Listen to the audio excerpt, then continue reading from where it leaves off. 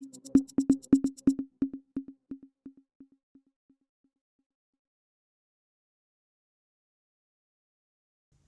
દર્શક મિત્રો, સત્યનો માર્ગ ન્યૂઝ ચેનલમાં આપ દર્શક મિત્રોને હાર્દિક સ્વાગત છે। ઉમરગામ તાલુકાના ભિલાડ ખાતે કોંગ્રેસનો સંગઠન સૃજન અભિયાન કાર્યક્રમ યોજાયો। ઉમરગામ તાલુકાના કોંગ્રેસમાં વ્યારાના માજી ધારાસભ્ય પૂનાજી ગામિતની ઉપસ્થિતિમાં ઉમરગામ તાલુકાના કોંગ્રેસ સંગઠન પ્રમુખ અને ઉમરગામ શહેર કોંગ્રેસ પ્રમુખ અંગે 3 ફોર્મ ભરવામાં આવ્યા હતા। ઉમરગામ કોંગ્રેસ સંગઠનના પ્રમુખ તરીકે કોંગ્રેસ યુવા પ્રમુખ પ્રવેશ દિનેશભાઈ પટેલની ચર્ચા તેજ। ઉમરગામ કોંગ્રેસ સંગઠનના પ્રમુખ તરીકે કોંગ્રેસ યુવા પ્રમુખ પ્રવેશ પટેલ જેઓએ ઉમેદવારી પત્ર ભર્યો। આ કાર્યક્રમમાં ઉમરગામ પાલિકા વિસ્તારના 200 જેટલા કાર્યકર્તાઓ કોંગ્રેસનો ખેસ ધારણ કર્યો। પૂર્વ ધારાસભ્ય પૂનાજી ગામિતે ભાજપ સરકારમાં ભ્રષ્ટાચારના કામો થઈ રહ્યાના આક્ષેપો કર્યા છે। આવનારી ઉમરગામ નગરપાલિકાની ચૂંટણી જીતવા આજથી જ કામે લાગી જવા કાર્યકર્તાને સૂચન કર્યા। હાલ ઉમરગામ શહેર પ્રમુખ અંગે 3 ફોર્મ ભરવામાં આવ્યા અને ઉમરગામ કોંગ્રેસ યુવા પ્રમુખ પ્રવેશ પટેલે ઉમેદવારી પત્ર ભર્યો, જેઓ વલવાડા ગ્રામ પંચાયતમાં હાઈ વોર્ડથી વોર્ડમાં જીત હાસિલ કરી છે। પ્રવેશ પટેલ જેઓ ગામમાં વિકાસના કામો હોય કે પછી ગામમાં ભ્રષ્ટાચાર થયો હોય જેને ઉજાગર કરવા હર હંમેશ ગામ લોકો સમક્ષ આગળ હોય છે। હવે જોવું રહ્યું ઉમરગામ કોંગ્રેસ પ્રમુખ સંગઠન પ્રમુખ તરીકે પદ કોને મળશે। સંગઠન સૂજન અભિયાન બેઠક પ્રસંગે કોંગ્રેસ સમિતિના પૂર્વ જિલ્લા પ્રમુખ શ્રી દિનેશભાઈ પટેલ, હાલ જિલ્લા પ્રમુખ શ્રી કિશનભાઈ પટેલ, તાલુકા સંગઠન પ્રમુખ શ્રી ફૂલજી પટેલ, વલવાડાના સરપંચ જયેશ પટેલ, પૂર્વ પ્રમુખ ચંદુભાઈ પટેલ સહિત કાર્યકર્તાઓ અગ્રણીઓ ઉપસ્થિત રહ્યા હતા। मैं आपने એટલું કહેવા માંગુ છું કે જે જોશ અને હોશમાં તમે અહીંયા આવ્યા મનોજભાઈ, આ જોશ ને હોશ આપણે રાખશું ને તો આપણે ભાજપની તાકાત નહીં, આપણે હરાવવાની કોઈ નથી, પણ એક થવાની જરૂર છે। એક થજો અને જોડે મળીને આપણે કામ કરશું। આજે મારા બી 15 વર્ષ પૂરા થયા છે।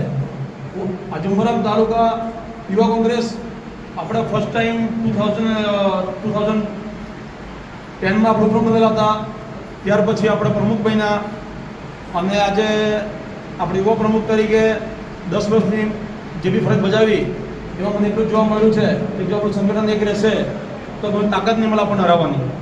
અને ચંદ્રભાઈએ કીધું તેમ આપણે ઉમેદવાર મતલબ પહેલાં નક્કી થઈ જવા જોઈએ। આજે તાલુકા પંચાયત, જિલ્લા પંચાયત, એમપી એમએલએ કોઈ બી ટિકિટ આવવાનું હોય કે આપણે કોઈ બી ઇલેક્શન આવવાનું નગરપાલિકાનું જે સીટ છે કે આ ઉમેદવાર છે અને તે ઉમેદવાર પછી સાથેનો ઘરે કામ કરવાનું છે કે ખાલી એમ નહીં ટિકિટ પહેલાં આપી પહેલાં નહીં આપી, એક રહેશું તો કોઈ બાપની તાકાત આપણે હરાવવાની એ આપણે કરી બતાવવું છે। બરાબર, આપણા જે મિલનભાઈ અને આપણા જે સગા ઉમેદવાર છે એમણે જે ફોર્મ ભર્યા એ બી આજે ધન્યને પાત્ર જ કહેવાય કે આજે 1400 થી 1500 ફોર્મ ભરાયા એ કંઈ નાની વાત નહીં મળે।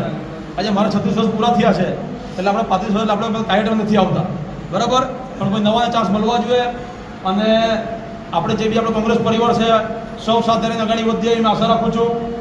જે રીતે આપણે ચંદુભાઈ અને દિનેશભાઈએ કીધું તો આજે જોશ ને હોશ જે છે આપણે જે જુસ્સો જોયો એ જો આપણે જાળવી રાખશું ને તો કોઈ તાકાત નહીં મળે આપણે હારી શકીએ।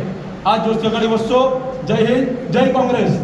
અત્યારે જે રીતે આખા રાજ્યમાં ભાજપ શાસનમાં જે રીતે જે ભ્રષ્ટાચાર ચાલી રહ્યો છે, કામોમાં ગેરરીતિઓ ચાલી રહી છે, એ જોતાં એમ થાય છે કે ભાઈ ભાજપ કરતાં કોંગ્રેસ સારી છે। એ દિશામાં આજે લોકો પણ વિચારી રહ્યા છે કે અમારે કોંગ્રેસ સિવાય કોઈ આરો છે નહીં, એને મોંઘવારી આબે જ એમ પોકારી રહી છે, જેથી કરીને તમામ લોકો રોડ રસ્તા પર ઉતરી પડ્યા છે।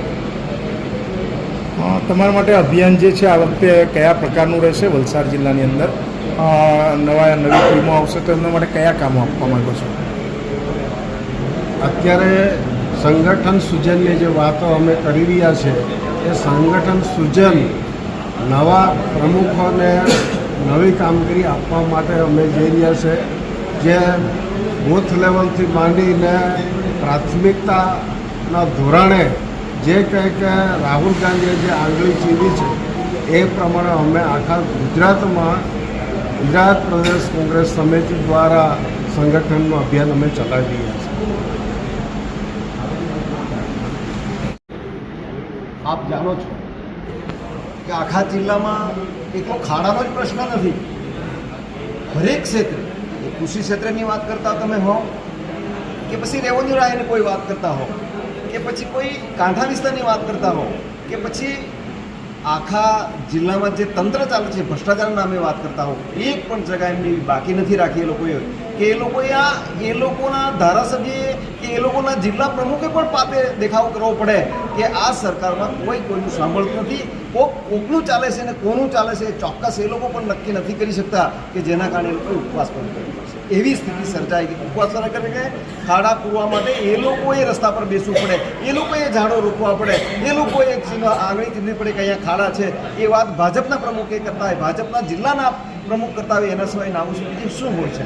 આ વાત માટે અમે પણ આખા જિલ્લામાં અને આખા ગુજરાતમાં સંગઠન સૃજન નામે એક એવો કાર્યક્રમ આપ્યો છે રાહુલ ગાંધીએ કે જેના નાતે તાલુકા સ્તરથી માંડીને જિલ્લા સ્તરથી માંડીને ગુજરાત સુધીના બધા જ પ્રમુખોને નવા બદલીને નવા સંગઠનના ઓપ આપીને આખા ગુજરાતમાં સંગઠનના માળખાને મજબૂત કરીને સામે લડવા માટે તૈયારી કરી રહ્યા છે. તે નાતે આજે પણ ઉમરગામ તાલુકાના સંગઠન સૂચન અભિયાન હેઠળ અમે ભેગા થયા છે અને અહીંયા પણ જે તાલુકાના પ્રમુખો છે એ નવેસરથી નિયુક્તિ કરીને નવેસરથી બૂથ પ્રભારી, કામ પ્રભારી, સેક્ટર પ્રભારી, જિલ્લા પ્રભારી અને તાલુકાના પ્રમુખ આ રીતે નિયુક્તિ કરીને અમે ચોક્કસપણે આગળ વધવા જઈ રહ્યા છીએ. ત્યારે આ તબક્કે બધા જ ભેગા થયેલા અમારા આદરણીય પુનાજીભાઈ છે, જે પુનાજીભાઈને એક પ્રદેશના ઓબ્ઝર્વર તરીકે એમ મૂક્યા છે ને એ લોકો પણ અમારી વચ્ચે છે.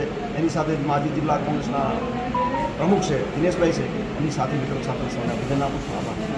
અમારી સત્યનો માર્ગ ન્યૂઝ ચેનલને લાઇક, સબસ્ક્રાઇબ, શેર કરો જેથી આવનારી નોટિફિકેશન આપના મોબાઈલ પર સૌથી પહેલા પહોંચે.